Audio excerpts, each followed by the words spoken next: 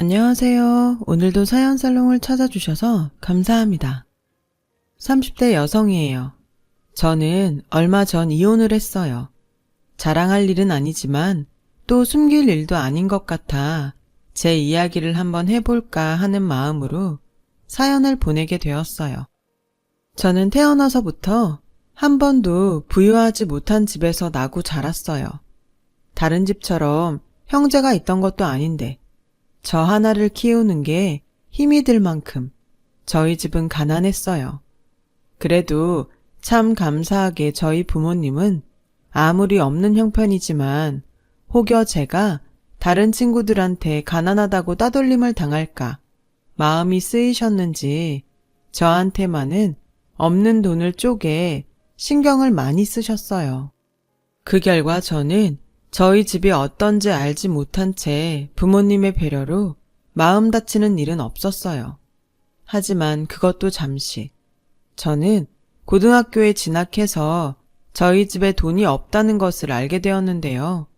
그때가 고1, 첫 중간고사를 마치고 생각보다 점수가 낮게 나와 시무룩하던 전 다른 친구들은 역 근처 학원에 다니고 있다는 사실을 알게 되었죠. 엄마에게 친구들과 같은 학원에 가고 싶다고 말을 했을 때였어요. 그리고 며칠 후 학원 갈 날만을 기다리고 있던 저에게 엄마는 이렇게 말씀하셨어요. 미안해 은정아. 엄마가 네가 말한 학원 보내주고 싶었는데 생각보다 학원비가 너무 비싸더라. 엄마가 돈이 없어서 학원에는 못 보내줄 것 같아. 미안해. 엄마는 제 앞에서 어쩔 줄 몰라 하시며 미안해 하셨어요. 그 마음이 오죽했을까. 저는 지금도 그때를 생각하면 가슴 한 곳이 저려와요. 엄마한테 너무 미안해서요. 그래서 그때부터 자연스럽게 저도 저희 집 형편이 어렵다는 것을 알게 되었고 부모님은 달리 말리진 않았지만 아무리 생각해도 제가 장학금을 받지 않은 한 저의 대학 진학은 어려워 보였어요. 하지만 저 역시 대학 진학에 꿈을 포기하기엔 쉽지가 않았고 어떤 소설이나 드라마처럼 죽기 살기로 공부를 하면 장학금을 받을 수 있지 않을까 하는 생각에 정말 태어나 처음으로 올인한다는 마음으로 공부에만 매달렸지만 제가 장학금을 받는 기적은 일어나지 않았어요. 저는 어쩔 수 없이 대학은 나중에 돈을 벌어 제 힘으로 꼭 가자 하고 대학 진학을 보류해야 했고 시간의 흐름에 따라 고등학교를 졸업하면서 취업 전선에 뛰어들게 되었죠. 그렇게 대학생이 되지 못하고 어른이 된 저는 난생 처음 제 손으로 매달 월급이라는 것을 받으면서 힘은 들었지만 보람을 느꼈어요. 걱정과 달리 직장에서도 적응을 빨리 해 나갔습니다. 자연스럽게 교복이 아닌 사복을 입다 보니까 점점 옷이나 가방, 액세서리에 관심이 생기게 되더라고요. 또 제 자신을 꾸미는 것에 큰 즐거움을 느끼게 되었어요. 아무래도 관심이 이쪽으로 계속 쏠리다 보니 어느덧 저는 이쪽 일을 한번 해보고 싶다는 생각에 이르게 되었죠. 그래서 딱 2년 동안 자본금을 모으기 위해 직장을 다녔고 목표했던 돈이 모이자 과감하게 사표를 냈어요. 저희 이런 결정을 저희 부모님은 반기지 않으셨어요. 아무래도 안정적인 길을 버리고 뭔가 겉으로 좋아 보이는 것에 혹해서 괜한 시간과 돈만 버린다고 생각하셨던 것 같아요. 부모님이 어떤 걸 걱정하는지 알기에 창업하기 전 돌다리도 두드려 본다는 심정으로 정말 꼼꼼하게 정보 수집도 하고 직접 발로 뛰면서 쇼핑몰 사업을 준비했습니다. 그리고 6개월 후 저는 드디어 제가 바라던 쇼핑몰을 오픈할 수 있었는데요. 그때는 그게 최선이었어요.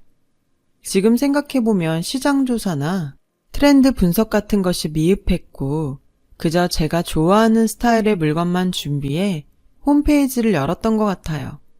그렇게 한 달, 두 달 사업을 해보니 저도 이렇게만은 안 되겠다 하는 판단이 생기더라고요.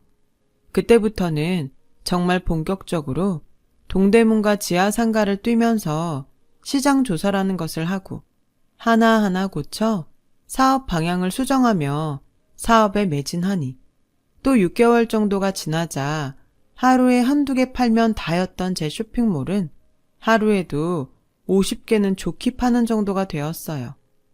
물건을 많이 팔 때마다 물건을 포장하고 발송하는 일도 늘어서 밥 먹는 시간도 부족할 만큼 일을 하게 되었죠. 돈 버는 맛을 알아 그런지 정말 하나도 힘이 들지 않더라고요. 왜 너무 신이 나면 밥을 먹지 않아도 배가 부르고 잠을 자지 않아도 피곤하지 않다고 하잖아요. 그 말을 몸소 실감했어요. 그리고 자연스럽게 이 사업을 더 잘해보고 싶다는 욕심이 생겼어요. 그렇게 워커홀릭이 되어갔죠. 그렇게 살기를 몇 년. 제 친구들은 이제 대학 졸업을 앞두고 취업하기 위해 애를 쓰는데 저는 제 손으로 차도 뽑고 집도 사고 그 나이에 만지기 어려운 돈을 버니 대학에 못 간 저를 불쌍하게 보던 친구들이 나중엔 저를 부러워하기 시작하더라고요. 부모님도 마찬가지로 그거 해서 손해나 안 보면 다행이라고 걱정하시더니 제가 아파트를 장만해드리자 그 말도 쏙 들어갔어요. 그야말로 세상 일이 모두 제가 마음먹기에 달린 듯 저는 자신만만하더라고요. 그런 마음도 잠시 문득 너무 앞만 보고 달려와 제대로 놀거나 남들 다 하는 첫사랑도 해보지 못했다는 생각이 파도처럼 제 안에 밀려 들어왔어요. 그리고 나도 빨리 연애하고 결혼하고 싶다 라는 말을 입버릇처럼 달고 살았죠. 누군가는 너무 어린 나이에 결혼하면 손해라고 놀 거 다 놀고 남자도 많이 만나보고 결혼해야 후회를 하지 않는다고 말을 했는데 그때 당시 그런 말은 제 귀에 들어오지 않았어요. 저는 제가 한번 그래야지 하고 마음 먹으면 누가 말려도 소용이 없을 만큼 앞만 보는 스타일이에요. 그래서 남들 하는 말은 하나도 듣지 않았고 드라마나 영화 속 연인을 보며 나도 저런 사랑을 하고 싶다는 꿈을 꾸면서 주변 사람들한테 좋은 사람 있으면 소개를 해달라고 부탁을 하기도 했죠. 하지만 몇 번의 소개팅에도 저는 인연을 못 만났는지 아니면 제가 눈이 높은 건지 마음에 드는 남자를 찾지 못했어요. 그렇게 또 1년이 지나 시간이 흐르자 나는 연애운이나 결혼운은 없나 보다 라는 생각이 들어 거의 포기 직전까지 가게 되었어요. 어차피 연애도 못하고 결혼도 못할 바엔 일이라도 더 잘해서 다른 큰 쇼핑몰처럼 큰 돈을 벌어보고 싶었고 그 길로 소개팅을 딱 끊고 사업에 집중했어요. 다행히 다른 운은 없어도 사업 운은 있는지 아니면 그동안 제가 공부한 것이 제대로 그 진가가 발휘되는지 사업은 점점 규모가 커져 그 무렵엔 직원도 10명이나 더 뽑았고 저는 여성 의류뿐만 아니라 남성 의류 쪽에도 발을 넓혀 또 눈코 뜰 새 없이 바쁘게 살았어요. 그러다 남성 신제품 의상 촬영을 하기 위해 남성 모델을 한 명 소개받았는데 면접 전 사진을 받아보고 심장이 두근두근 했어요. 사진 속 남자가 엄청 잘생겼었거든요. 소개해준 타 쇼핑몰 사장님이 요즘 신인인데 너무 괜찮다고 하더니 사진만 봐서도 딱 알겠는 거 있죠. 저는 면접도 보기 전 이미 이 남자랑 일을 해야겠다고 마음을 굳혔어요. 그리고 그 남자를 만나러 가는 날 이런 말 하기 창피한데 사진도 이미 너무 훌륭한데 실물은 더욱 훌륭해서 목소리가 다 떨리고 차를 마시는 손이 달달 떨렸어요. 왜 포스에 기가 눌린다고 하잖아요. 딱 그런 기분이었어요. 그렇게 1년 동안 소개팅을 했는데 한 번도 느껴보지 못한 그런 감정이었어요.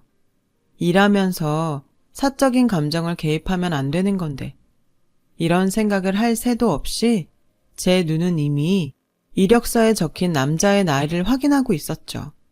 이력서를 보니 남자는 저보다 2살이 어리더라고요. 어린 나이에도 불구하고 남자는 참 다정하고 젠틀했어요. 그리고 본격적으로 저희 쇼핑몰 옷을 몇 벌 입혀 핏을 확인하는데 그야말로 찰떡이더라고요. 비율이면 비율, 스타일이면 스타일. 더는 고민할 필요가 없어 언제부터 일할 수 있냐고 단도직입적으로 물어봤어요. 막 다른 쪽 일이 끝나서요. 원하시면 내일도 가능합니다. 근데 제가 오늘 여기 말고 다른 곳 면접이 2군데가 더 있어요. 괜찮으시면 제가 연락을 드려도 될까요? 물론이죠. 가능하면 저희랑 인연이 되었으면 좋겠네요. 그럼 혹시 죄송하지만 개인 명함 부탁해도 될까요? 회사로 연락해도 되지만 대표님한테 직접 연락드리고 싶어서요. 저는 분명 그때 제 심장 뛰는 소리를 제 귀로 들은 것만 같았어요. 사실 이런 일은 업계에서 절대 있을 수도 없는 일이었는데 이 남자도 나한테 관심이 있다는 것 같아 다른 건 생각하지도 않고 제 명함을 주었어요. 그리고 그 일을 계기로 저는 첫 연애이자 비밀 사내 연애를 시작하게 되었습니다. 말이 비밀 연애지 늦게 배운 도둑질이 날 박는지 모른다고 저는 언제 들켜도 이상하지 않을 만큼 티가 팍팍 났고 결국 연애 6개월도 되지 않아 다른 직원들에게 들키고 말았어요. 처음 생각은 상대가 연하인 만큼 결혼 얘기는 꺼내보기 어려웠어요. 연애를 좀 길게 해야겠다고 생각했는데 막상 다른 사람들한테 들키고 나니 이렇게 된 거 결혼을 하면 좋겠다는 생각이 들었죠. 하지만 역시나 나이도 더 많으면서 결혼 이야기를 먼저 꺼내기가 쉽지 않았고 이런 마음을 남자친구는 어떻게 알았는지 마치 제 속에 들어갔다 나온 사람처럼 이렇게 말했어요. 우리 이렇게 된 거 결혼할까? 물론 내가 자기보다 벌이가 좀 안 되지만 자기만 좋다고 하면 나 자기랑 결혼하고 싶어. 저는 하마터면 큰 소리로 환호를 지를 뻔했어요. 그 기분이란 로또 1등에 당첨된 것, 그 이상의 기분이었으니까요. 그렇게 저는 결혼을 진행하게 되었어요. 주변에선 제 결혼 소식에 남편이 너무 잘생겨서 부러워하는 사람들도 있었지만 저런 남자랑 살면 다른 여자들이 꼬울까봐 마음 편하게 못 산다고 비아냥거리는 사람들도 있었어요. 그때 당시는 뭐가 그렇게 자신이 있었는지 그냥 부러우면 부럽다고 해 라며 그런 사람들과는 가차 없이 인연을 끊어버렸고 두고 봐 부러워서 어쩌지 못할 만큼 잘 살아줄 테니까 하는 괜한 오기까지 발동했어요. 그런데 의외의 복병은 저희 부모님이셨어요. 아무래도 피팅 모델이라는 직업이 낯설고 무엇보다 계약관계라고는 하지만 제가 주는 돈을 받고 일을 하는 사위가 못마땅하셨던 거죠. 너 나중에 후회할 수 있어. 남편은 그래도 안정적인 직장에 다니고 너를 품어줄 수 있는 사람이 좋은데. 엄마, 나 윤재 씨 사랑해. 조건 같은 거 하나도 안 보일 만큼 너무 좋아. 그래도 아유 그래 엄마도 편견일 수 있지. 알았다. 네가 그렇게 좋으면 결혼해. 네 아빠는 엄마가 설득할게. 딸이 이렇게 좋아 죽겠다는데 아마 아빠도 걱정은 돼도 엄마랑 같을 거야. 대신 정말 잘 살아야 해. 약속이다. 저는 그렇게 엄마와 잘 살겠다는 약속을 하고 결혼 허락을 받았어요. 그리고 곧 남편의 집에 인사를 갔는데 예비 시부모님은 저를 2팔 벌려 환영해 주셨어요. 저를 처음 본 예비 시아버지는 남편에게 대충 제 이야기를 들은 듯 보였지만 저에게 쉴 새 없이 질문을 쏟아내셨고, 저는 무슨 인터뷰도 아닌데 그 질문에 답을 드리느라 정신이 하나도 없을 정도였어요. 그래, 지금 하는 사업이 연수입이 어떻게 되나? 연수입이요? 응, 답답하니까 빨리 좀 얘기해봐. 네, 아마 못해도 연수입으로 따지면 50억은 될 거예요. 50억? 세상에나, 어떻게 그렇게 젊은 나이에 그런 큰 돈을 버나? 내가 이런 며느리를 얻는다고 당장 나가서 동네방네 자랑 좀 하고 와야겠어. 50억이라는 말을 듣고 예비 시아버지는 정말로 신이 잔뜩 나서 밖으로 나가셨어요. 예비 시어머니는 아무래도 술판을 벌이러 나가는 것 같다며 신경 쓰지 말라고 하셨는데, 지금 생각해보면 그때부터 저는 신경을 좀 썼어야 했네요. 누가 봐도 제가 버는 연수입에 신이 나신 게 분명했죠. 하지만 그땐 전혀 그런 쪽의 생각은 1도 하지 못했어요. 그렇게 단꿈에 젖어 결혼식을 올리고 꿈같은 신혼생활을 보내게 되었어요.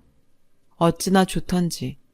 그동안 돈 버는 재미 말고는 세상에 재미있는 게 하나도 없다고 생각했는데, 남편을 만나 연애하고 결혼하고 신혼생활을 하니 이 재미는 돈 버는 재미, 그 이상이더라고요. 그런데 문제는 역시 차이가 나도 너무 나는 저와 남편의 수입이었어요. 당연하게 수입이 많은 저는 신혼집에도 절반 이상을 보태고 생활비며 각종 경조사를 제 돈으로 해결했고, 남편은 그럴 때마다 미안해했지만 시간이 지나면서 그 미안함도 점점 무뎌지더라고요. 하지만 결혼은 함께 생활하는 거고 제가 좋아서 그렇게 한 거니 기분이 나쁘진 않았어요. 그때도 저의 사업은 계속 잘 되고 있었거든요. 제 수입은 계속 늘어갔어요. 그래서 이 정도는 쓰고 살아도 상관없다고 생각했고요. 지금 뒤돌아보면 참 멍청하게 그저 없었는데, 결혼을 한 지 얼마 안 된 며느리들이 그러하듯 저 역시 예쁨 받는 며느리가 되고 싶어 별 날이 아닌 날에도 시부모님께 찾아가 살갑게 굴곤 했어요.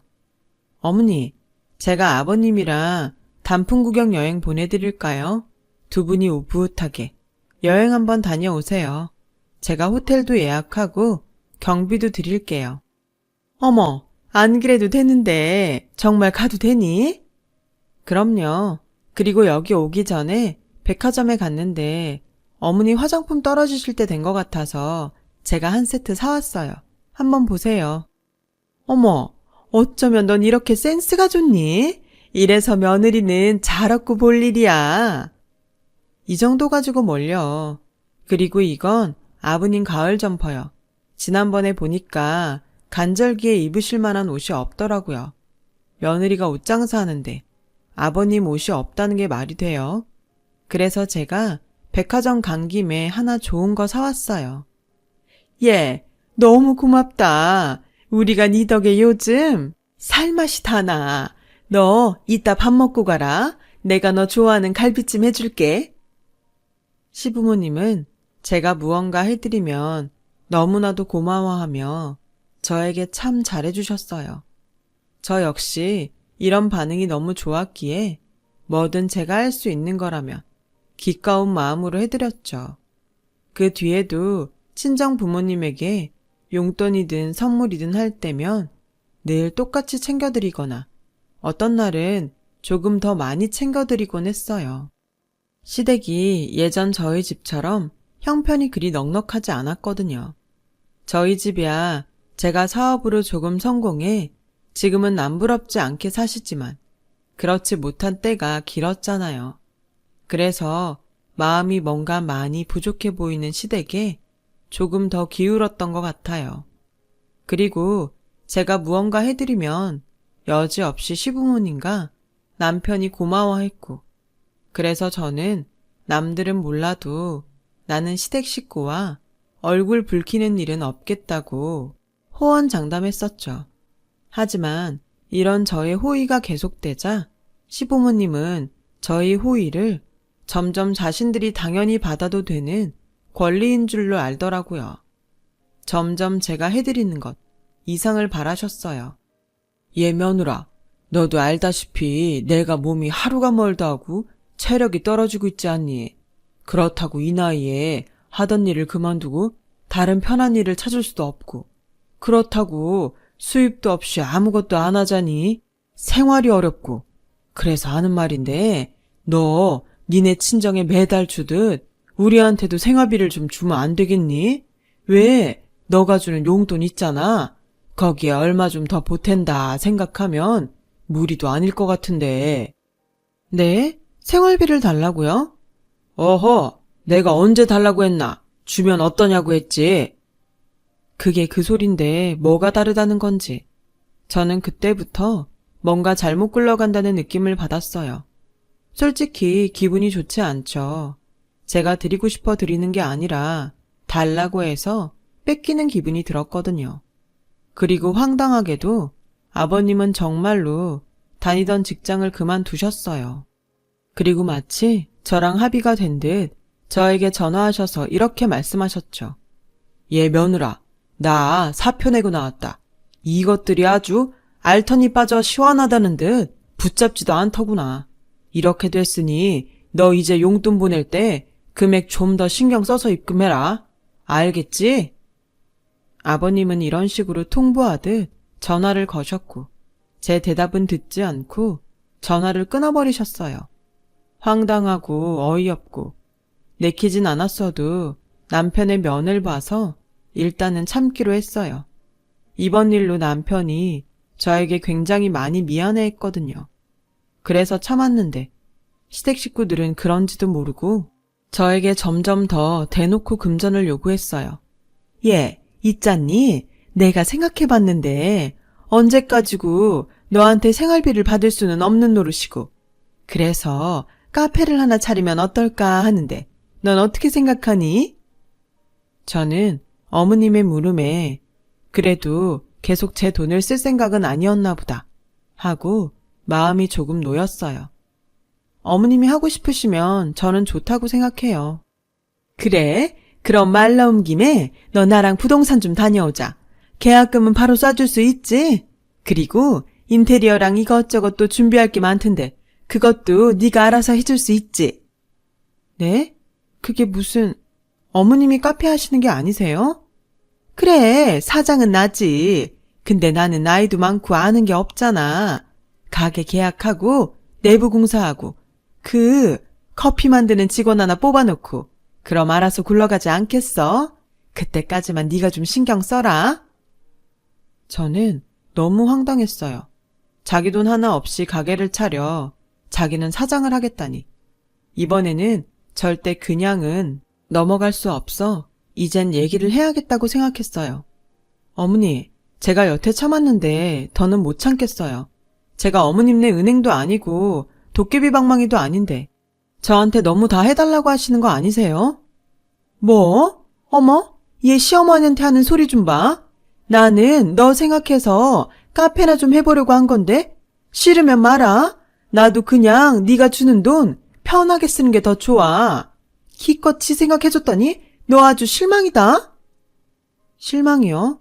저도 마찬가지예요. 어머님도 그렇고 아버님도 그렇고 전에는 이렇게 노골적으로 돈 얘기 안 하셨는데 요즘은 이렇게 대놓고 편하게 말씀하시니 전 제가 이 집 며느리인지 호구인지 헷갈릴 정도예요. 듣자 하니까 너 내가 아주 우습구나. 그래, 푼돈 좀 줬다 이거지? 푼돈이요? 아, 그 돈이 푼돈이에요? 그럼 이제 다음 달부턴 그 푼돈 안 드려도 되죠? 저 바빠서 이만 끊을게요. 뭐? 얘! 야! 저는 소리를 치는 시어머니의 전화를 일방적으로 끊었어요. 그리고 잠시 후 시아버지에게서도 전화가 걸려왔는데 어차피 돈 얘기 아니면 방금 시어머니한테 듣고 따지는 전화일 테니 받고 싶지 않아 전화를 받지 않았죠. 그 불똥은 남편한테로 번져갔어요. 자기야, 오늘 무슨 일 있었어? 아버지도 그렇고 엄마도 화가 단단히 나셨던데. 그게 저는 남편한테 그동안 참아왔던 제 진짜 속마음을 얘기했어요. 그러자 남편은 한숨을 크게 쉬고 아무 말도 하지 않았는데 한참 뒤에 남편이 그러더라고요. 내가 곰곰이 생각했는데 우리 부모님이 잘못한 게 맞아. 내가 가운데서 잘했어야 했는데 늦게 알아서 미안해. 아니야. 내가 말을 안 했잖아. 앞으로는 뭐든 자기랑 얘기하고 같이 상의할게. 그래. 아, 그리고 있잖아. 나도 자기랑 상의할 게 있는데. 남편은 그동안 오래 고민하고 내린 결정이라며 저에게 사업을 함께 하자고 말했어요. 즉, 저희 쇼핑몰에서 남성 의류 및 자파만 따로 독립시켜 자신이 맡아 해보고 싶다는 소리였죠. 아무래도 내가 남자니까 그쪽으론 내가 더 잘할 수 있을 것 같고, 또 앞으로 발전시키는 것도 여자인 자기보다는 내가 하는 게 더 낫지 않겠어? 어차피 우린 부부라 둘이 해도 하나인데 어때? 남편은 저에게 애절한 눈빛을 보내며 말을 했어요. 그런데 저는 솔직히 잘 모르겠더라고요. 그래서 당장은 똑 잘라 분리할 수 없으니 작게라도 한번 시작해 보라고 말했죠. 남편은 마치 제가 그러자고 얘기한 듯 신이 나서 관계자를 만나고 오겠다고 밖으로 나갔어요. 그렇게 약 2달 후 시어머니는 저에게 장문의 문자를 보내셨는데요. 내용을 읽어보니 카페는 정말 저를 생각해서 해보려고 했던 거지 다른 뜻은 없었다고. 당장 생활비가 없어 공과금도 밀리고 쌀도 떨어져 먹을 것이 없다며 너무 힘들다는 내용이었어요. 저는 차마 그런 문자를 보고 외면할 수 없어 어머니한테 지난달 것까지 2달치 생활비를 보내드렸고 쌀과 고기 그리고 과일을 사들고 그날 저녁 시댁에 찾아갔어요. 단판을 지으려고요. 어머니, 아버님, 드릴 말씀이 있어요. 우선 지난번 제가 말 심하게 한 건 잘못했습니다. 근데 앞으로 계속 제가 이 집에 모든 돈을 대는 건 무리예요. 그래서 드리는 말씀인데 당분간은 제가 드리는 돈으로 생활하시고 두 분도 일자리를 구해보시는 게 어떨까 합니다. 저도 알아볼게요. 그래. 그러마. 시아버지는 내키지 않는지 짧게 대답했고 시어머니는 아예 대답을 하지 않으셨어요. 그래도 저는 할 말을 했기에 만족하고 집으로 돌아오는데 핸드폰에 카드를 긁을 때 뜨는 문자가 오더군요. 남편에게 주유카드로 쓰라고 준 카드였어요. 사용처는 호텔. 이상한 직감이 밀려오는 그때 또 다시 문자가 날아오더라고요. 문자 내용은 아까 긁은 카드 사용 취소 문자였어요. 기분이 쎄했죠.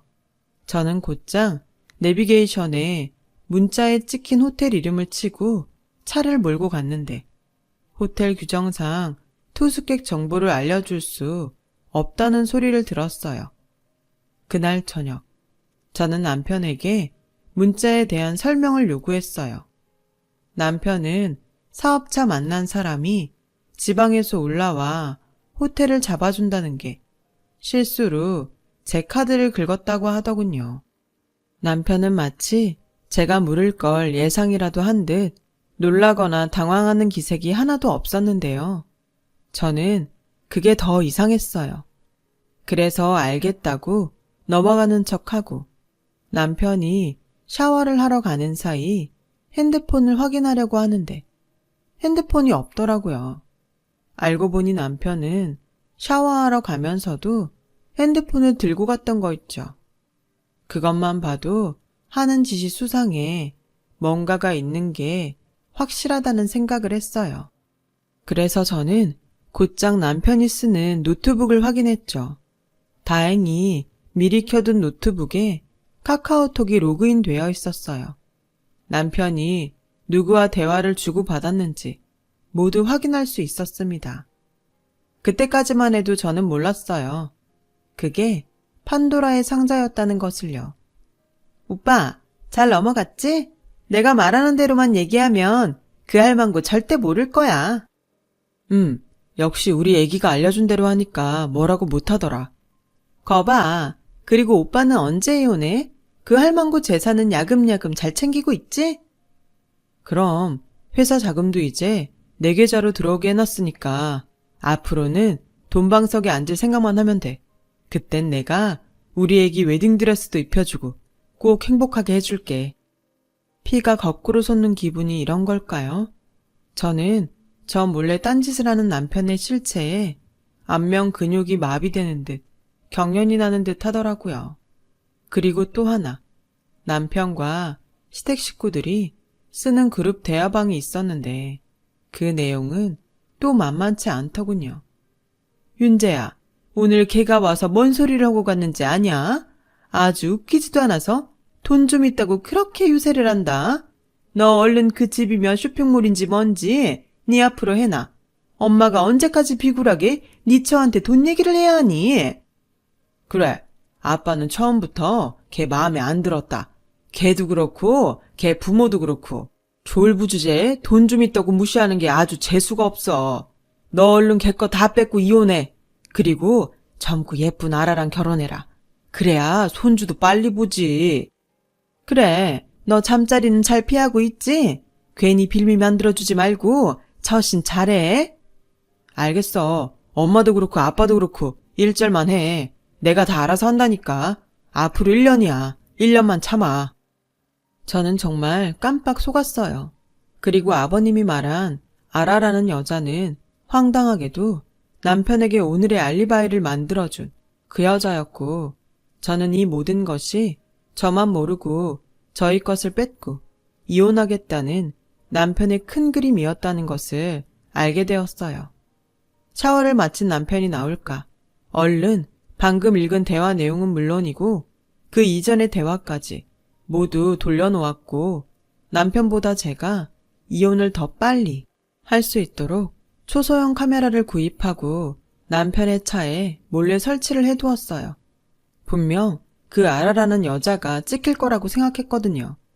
그리고 한 달 정도 후에 저는 남편의 차에서 카메라를 회수해 영상을 확인하는데, 고맙게도 그 영상 속엔 남편과 부적절한 관계를 맺고 있는 그 아라라는 여자의 모습이 똑똑히 찍혀 있었어요.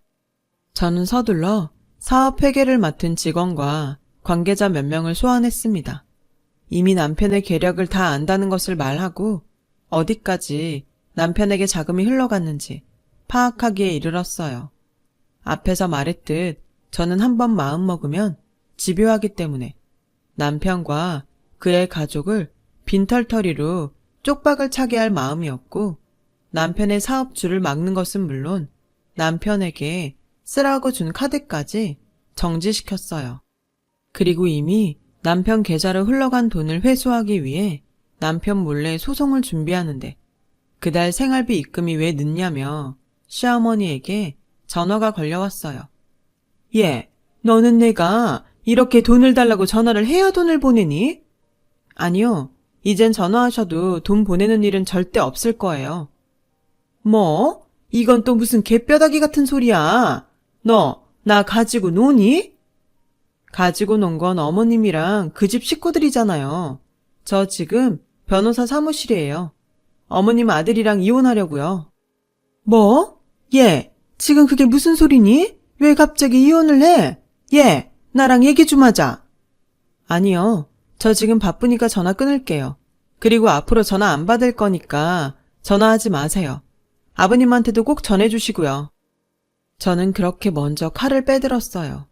그리고 그즘 돈줄이 막히고 사업줄이 막힌 남편은 자기 엄마한테 제가 이혼을 준비하는 말을 전해 듣고, 남편은 서울 시내를 돌아다니며 저를 찾기 위해 안달이 났어요. 그리고 마침내 회사 사무실에서 저를 만나게 되었어요. 그때까지 제가 자기 식구들 때문에 화가 나서 이혼을 하자는 줄 알고 저에게, 자기야, 내가 앞으로 우리 식구들 자기한테 절대로 돈 달라고 입 뻥끗도 못하게 할게. 앞으로 당신 신경 쓰이게 하는 일 절대 없을 테니까 이혼만은 하지 말자. 나 자기 사랑해. 나 자기 없으면 죽어. 알잖아. 알아? 뭘 알아? 나는 여태 자기에 대해 하나도 몰랐어. 나 하마터면 이유도 모른 채 내 거 다 뺏기고 이혼당할 뻔했잖아. 그게 무슨 소리야? 내가 왜 당신이랑 이혼을 해? 그럼 대답해봐. 우리 왜 아기 안 가져? 어? 그야, 자기가 요즘 사업하느라 바쁘잖아. 그래? 그럼 그 아라라는 여자는? 그리고 집이랑 여기 회사 다 자기 앞으로 돌려놓으라는 그 말은 다 뭐야? 뭐? 도대체 무슨 말을 하는 거야? 난 하나도 못 알아듣겠네. 야, 왜? 그 아라라는 애가 이런 경우는 어떻게 하라고 알려주지 않던? 어디서 술집 여자처럼 생겨먹은 게? 아, 둘이 잘 어울려. 그러니까 네 소원대로 이혼해 줄 테니 그 여자랑 잘 살아봐.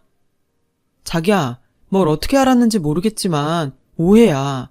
걔가 나 좋다고 쫓아다녀서 떼놓으려고 몇 번 만났는데 참나. 말이야 방구야? 넌 쫓아다니는 애를 그렇게 떼어놓니? 저는 핸드폰에 담아둔 카메라 속 영상과 대화글을 남편에게 보여줬어요.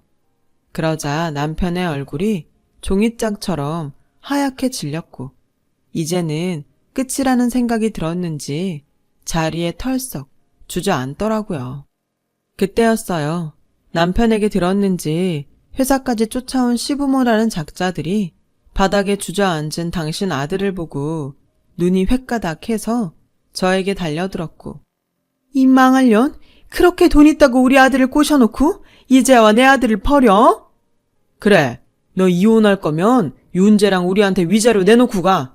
위자료는 각각 20억씩 40억이야. 정말 돈에 단단히 미쳤구만. 아니, 그 전에 위자료라는 단어의 뜻은 아세요? 설사 당신들한테 위자료를 준다고 칩시다. 무슨 근거로 억소리를 내는 건데요? 40억? 웃기지도 않아 진짜. 특히 아버님, 처음 본 사람한테 연수입이 얼마냐고 물어볼 때 알아차렸어야 했는데 미쳤지 진짜. 그동안 들어간 돈도 다 뺏어 오기 전에 이쯤에서 그만하세요. 그리고 어머님도 아버님도 당신도 똑똑히 들어. 나 당신들 계략대로 내 거 다 뺏길 만큼 그렇게 호락호락하지 않아. 내가 진짜 호구여서 그 돈 다 준 줄 알아요? 그 정도는 눈 딱 감고 줄 수 있어서. 그리고 그땐 내 마음이 그러고 싶어서 준 거예요. 난 마음을 줬는데 어쩜 당신들은 돈만 쏙쏙 빼갔네요. 이젠 다 끝났으니 더 험한 꼴 보이지 말고 내 회사에서 당장 나가요. 안 그럼 경찰 부를 테니까.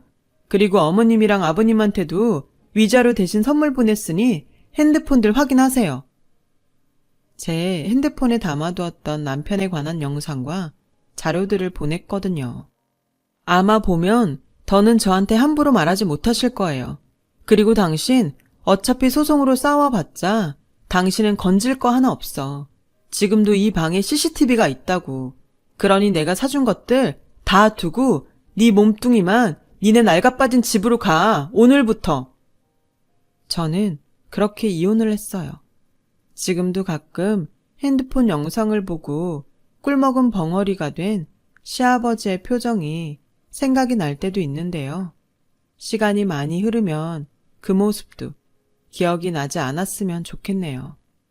저희 부모님은 모든 사실을 아시고 당장 남편 놈과 시부모라는 작자를 찾아가 가만두지 않겠다고 성화를 부리셨지만 더는 그쪽 사람들과 엮이고 싶지 않아 제가 말렸어요. 그리고 남편은 더 이상 이쪽 업계에 발도 못 붙이게 제가 손을 써두었죠. 이게 또 은근 제 얼굴에 침뱉기라서 한동안은 저도 힘든 시간을 보내야 했어요. 하지만 어쩔 수 없죠. 남편의 진짜 모습을 보지 못하고 제가 보고 싶은 모습만 봐서 생긴 일이니 저도 어느 정도는 감수해야 하니까요.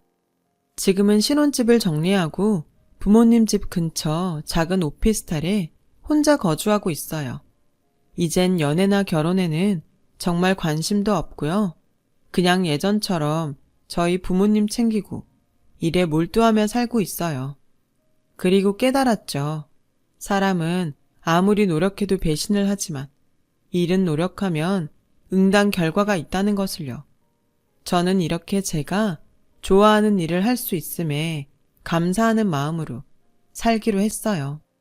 얼마 전부턴 미뤄왔던 대학에 가기 위해 수능을 준비하고 있고요. 이것도 사실 일과 병행하니 만만치는 않네요.